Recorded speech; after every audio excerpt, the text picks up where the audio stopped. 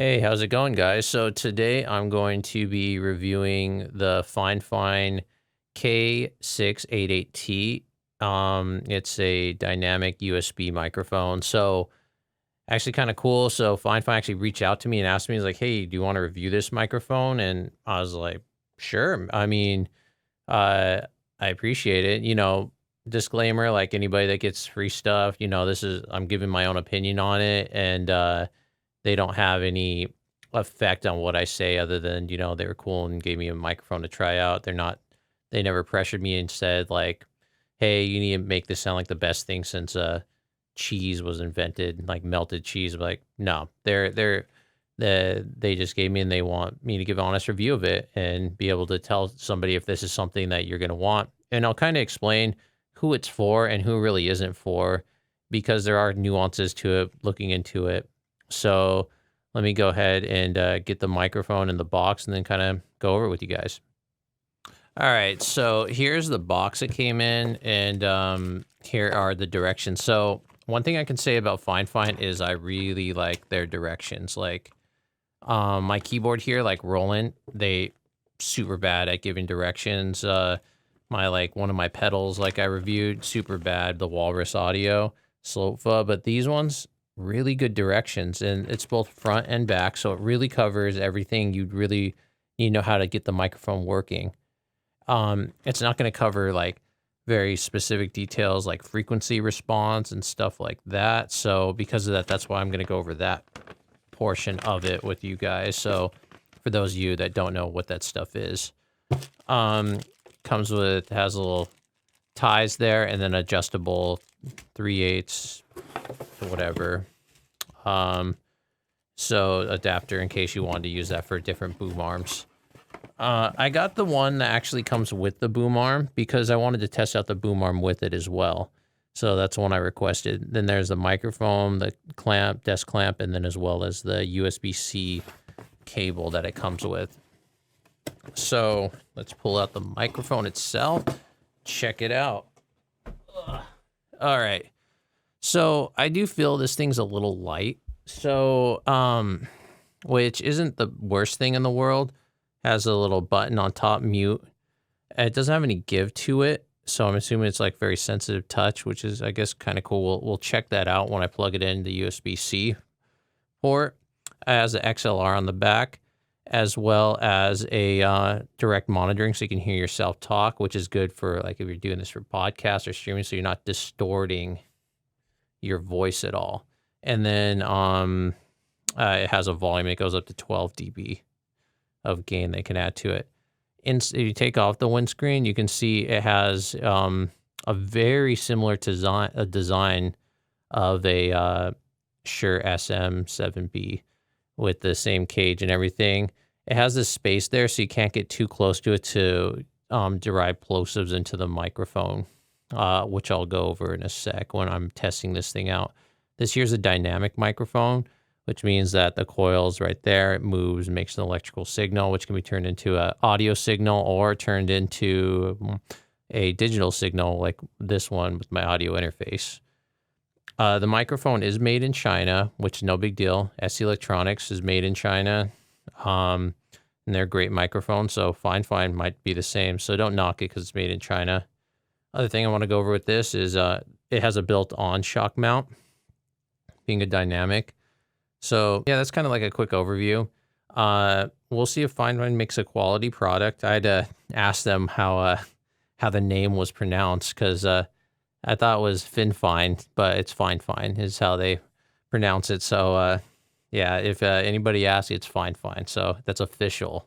So let's go ahead and plug this in, kind of review, see how it sounds, and then go over the finer details of it. All right, so here is the microphone. So I can hear a little bit of noise coming from it because of the self noise, which isn't that big a deal. But I'm also not using a noise gate like I was on my SE Electronics Dynacaster. I had to turn the gain up pretty much like 95%, so really high. So it's because it has a sensitivity that's pretty high. So let's talk about first is the boom arm that you get with the package. The boom arm's pretty stiff. It's kind of hard to work with, but there's a good thing that comes with it. So it's not self-weighted because this microphone is so light. So a lot of boom arms work off from weight. So because of that, because it works off from weight, a lot of them, if they're too light, then they'll like shoot up. Like my Compass, it kind of is a little bit difficult, and it's $100 boom arm, so it's a nicer one. This one came with it was like $135. I'll leave the link to it in the description. It's not something I get paid for or anything. It's just that's where I got it at, and if you guys want to get it off Amazon, you can. It's not an affiliated link or anything like that. So, microphone though, the boom arm isn't that great as far as like moving mobility goes. But the upside to it is it also stays still, so it's very good at staying stationary. So this is kind of like you put it somewhere and it's going to always be in that spot. You're never going to move it. The bad thing about that is if you want to move around and stuff, you really can't that much, which, that's give and take. So like if I were to move up like this and trying to get it, then I'd have to. It can move pretty good sideways, but just not like up and down. So it doesn't have that great a feel for that. So on the camera, it looks nice. It looks sleek because it's supposed to be like that. So let's go ahead and test out what's called plosives. That's the puffs of air that come out and it'll pop the microphone. So we'll test with the windscreen without one so you can kind of get a feel for what a plosive is. So puff, puff, puff, puff. So I might distort the microphone. So So it's pretty good. We'll take this off. That's what a plosive is. That like popping of the capsule. So when you actually take off the this part, I can hear a lot more like bass in my voice because I can get physically closer to the microphone. So you get what's called a proximity effect, is where your voice gets deeper and lower and a little more boomy.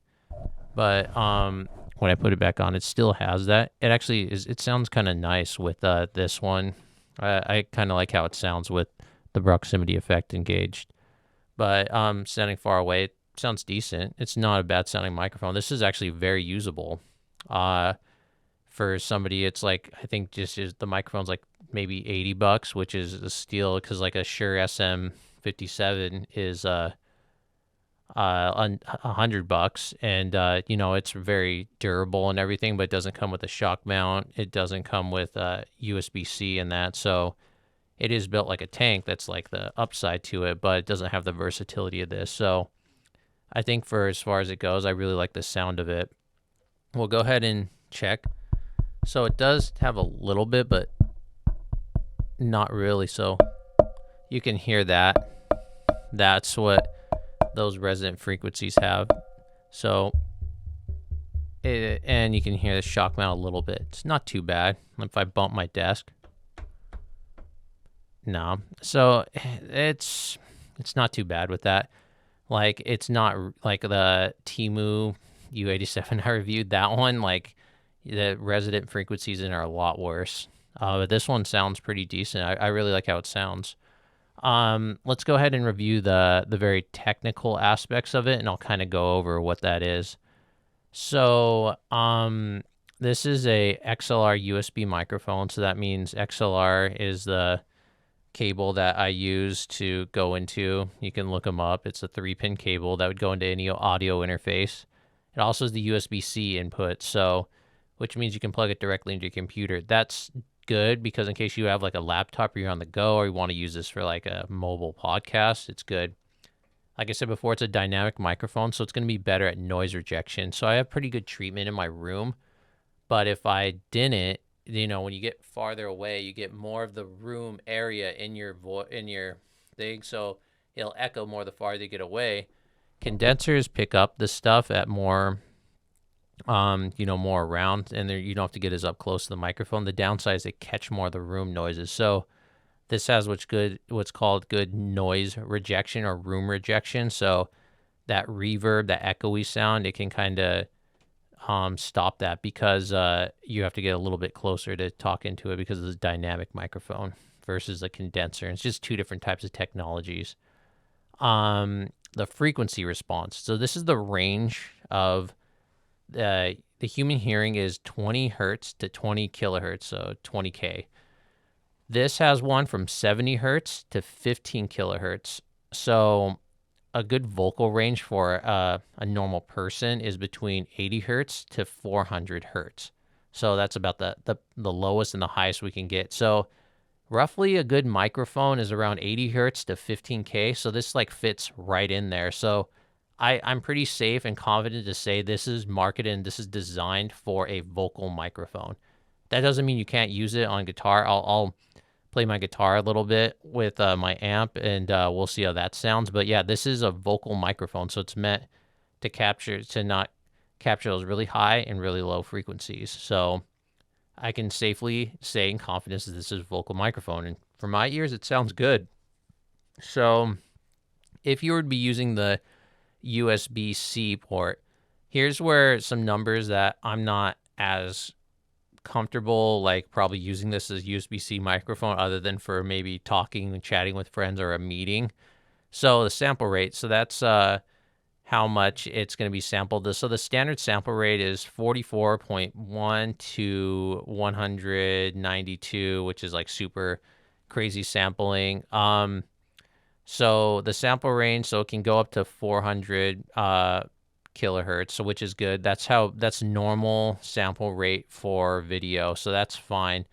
The problem is not really problem, but the bit depth is 16-bit. So 16-bit is means how quickly the computer or it's processing the audio. So how many snapshots it's taking, because you're converting it from an analog signal to snapshotting ones and zeros, turning it into it. So the bit depth is how much it records it. And the sample rate has to do with how much dynamic range it's going to have. So how much it can pick up in the higher ends at different frequencies. Since it has a more limited frequency response, the sample rate's not that big a deal.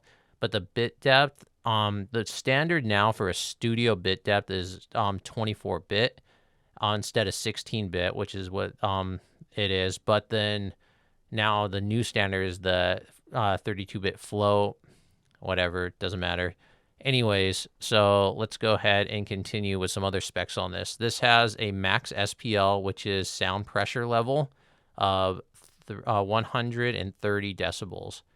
So just to give you an idea, for somebody that really, the threshold of like human pain, like where you start to physically not like what you're hearing because it's too loud, is about 140 decibels. So it's 10 less than to blow your eardrums out. So that's decent. Drums exceed that because drums are super loud. And obviously you can make electric guitar exceed that because, me being a guitar, we just play loud. So the sensitivity, that's the gain that I was kind of complaining about because this took like pretty much all my gain on my Focusrite 4i4. Its sensitivity is 58.3 decibels. So to give you an idea, so the Shure SM7B, which is, what this one looks like, it's a 1 decibel, a little less than 1 decibel. So 59 decibels is how much you need to really drive Shure SM7B to what's called line level, or 0 decibels is where it's just like audible, like easy to hear. So the signal noise ratio is 75 decibels. So a good performing signal to noise ratio for a studio level thing is going to be about 20 decibels. So they say really you shouldn't exceed any more than 25 decibels. So this is pretty high on there for the signal to noise where it kind of picks up. And I'll be quiet for a second and kind of hear.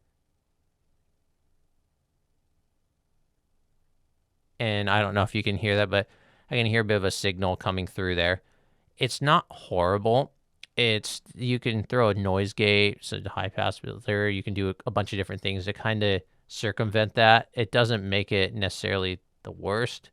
It just isn't the best. So there's that. So what can I say roughly about this microphone? It sounds great. I mean, I would definitely use this for talking, for streaming. Like this is like go-to premium for streaming, like HyperX or like HyperX Quadcaster, or you see a lot of people having these Yetis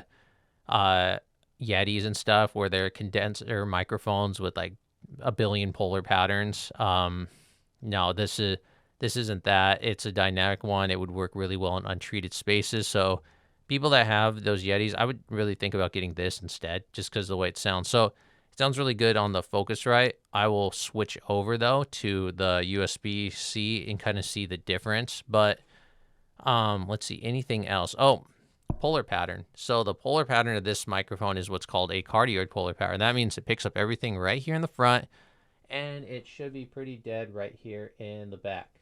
And then here's how it sounds on the side, and then coming forward to the other side. So I'll have to listen to it to see what the what's called off excess coloration or the off excess noise rejection is. So I'll kind of get farther away to show you how it sounds and see.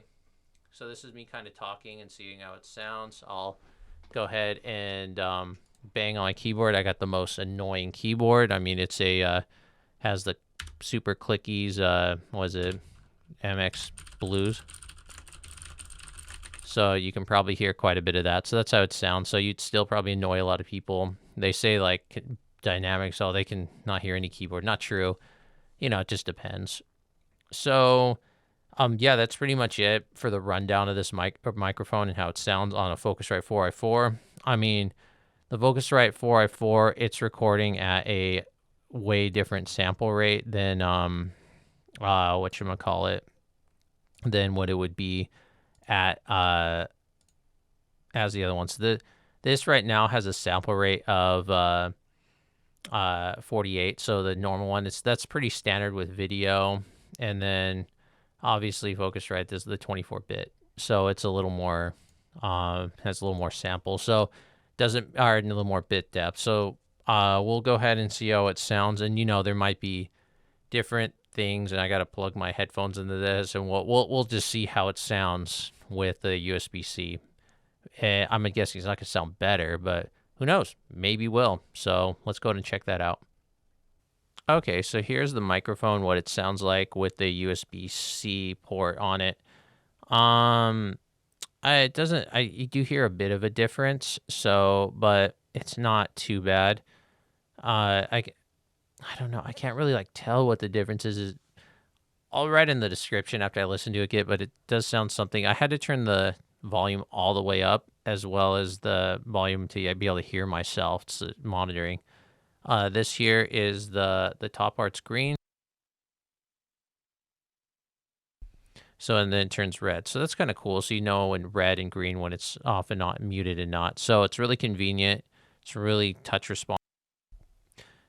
So you can really use it. I think this is pretty usable, especially for on the road. If you're going to be using this for meetings or something, and you have the boom arm. I mean, the boom arm doesn't make it as good. So I think the thing just barely drives it though to its right levels, which is okay. It's not the biggest deal. So, yeah, I think it sounds decent. The microphone itself, like I think for the package and the money you're getting is a really good deal because it has both that USB-C as well as that XLR. And here's like my 2 cents about the whole thing is if you're buying an XLR microphone, because you can upgrade your gear, you can always get better audio interfaces that have like other cool stuff like loop back and you know other cool things like built-in compression. But this thing here, it has a USB-C, so if you need it, the convenience is you just plug it in and it works like right now. The downside is you know if you wanted to upgrade and do other cool audio stuff and link a keyboard with a guitar and you know use multiple microphones like I do, you kind of limit yourself in that capacity. This has a little bit of the best of both worlds, where you could use this for both XLR as well as USB-C. So that's kind of cool. So, yep, sounds decent. It's usable. Like I said, this is not that big a deal if people are ranting and raving like, well, it's not studio quality. I wouldn't say you'd use this strictly like if you know you're trying to make a hit platinum record. Yeah, this probably wouldn't be the microphone, but for streaming, definitely, man, this is primo. So let's go ahead and I'll plug it back into the XLR port on my Focusrite, and then let's hook it up to a my guitar amp. I'll use this guy. So this is an NUX Mighty Light. So It's just a cheap $100 amp. I'll plug it in, and we'll see how it sounds when I just play a few things with it.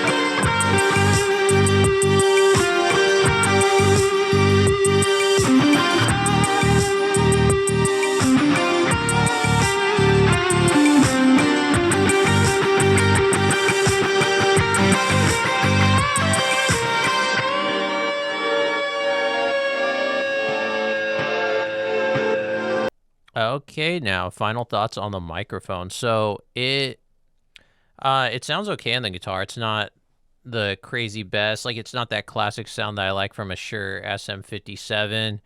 But it holds its own even to the blue baby blue bottle. And like, looking at another really popular one, maybe in the range, like my handy dandy trusty ST Electronics V7. Like, it has its it has its place. It's good. Is it like gonna be a world-renowned microphone that is mind-blowing, like a Neumann U87? No. I mean, if you're a super audio snob, this is not a microphone for you. Who this is meant for, and I think who this really shines for, is like the streamer. Somebody that wants to stream their stuff, that has like a clean sound, that has a little more polished sound, especially if you're using like a even cheaper audio interface. So you can get a Focusrite Solo if you're just going to be using this for like podcasts and stuff. Like, this is perfectly usable. It's not the worst sounding microphone. It's actually really good sounding. I mean, so some things to note about it. So when you take the windscreen off, it gets a little more bright sounding, and usually that's a trick people do with the Shure SM57 for vocals. This one, because it does have a boost between 5K and 10K range, it does sound a little bit artificial. Not really artificial, but it sounds it just doesn't sound very smooth transition. I can hear in the top end, my ears anyways. So with that being said, I'd keep the windscreen on to kind of dampen those higher frequencies, and so that we get a smoother sound with this thing. Other than that, I would say there's no complaints. It's very usable, very good sounding. For 80 bucks, I'd really recommend this for somebody that's looking for a streaming microphone or a microphone for podcasts or where you can be using in video, because it's a good look to it, and it's not that off-putty. Has all those lights and stuff what people thinks are cool. I just think it's a weird gimmick, and this has one polar pattern, which is cardioid, which is really all you need for the most part. Most people aren't going to be using omnidirectional and like the figure 8 polar pattern. They're going to be using it like I'm talking to it right now. So it looks good on camera. Lightweight, easy to maneuver around. It's very versatile as far as XLR and USB. So, I mean, I'd really recommend this. People I wouldn't recommend it for are very hardcore studio people that want more really professional sound, that are looking for something very detailed in both the top end, has a full frequency response. No, this is meant for spoken word, meant for streamers. So it's meant for spoken word, in my opinion. That's what it kind of shines. You can use it on guitar if you really wanted to. I just kind of did it because I was curious in this video, but I really don't think that's the application for this. This was designed to talk into, not really much to mic up instruments. And but like you can see, it's usable. You can use it for that if you really were so inclined to. I mean, who knows? That'd be pretty interesting if somebody made a hit record using this as its as a guitar microphone, like using it with your cabinet. Maybe you did like the sound of it. You're like, I'm going to use that. Some people might have hated it. So I think it's very usable. And you guys can leave me a comment or have any questions on it. I'll leave a link to it, and I'll leave some description on like the frequency response and all that stuff, as well as what I talked about. So that way, hopefully answer your questions. Well, thanks for watching. Thanks, FIFINE, for sending me the microphone, and hopefully you guys enjoyed the video.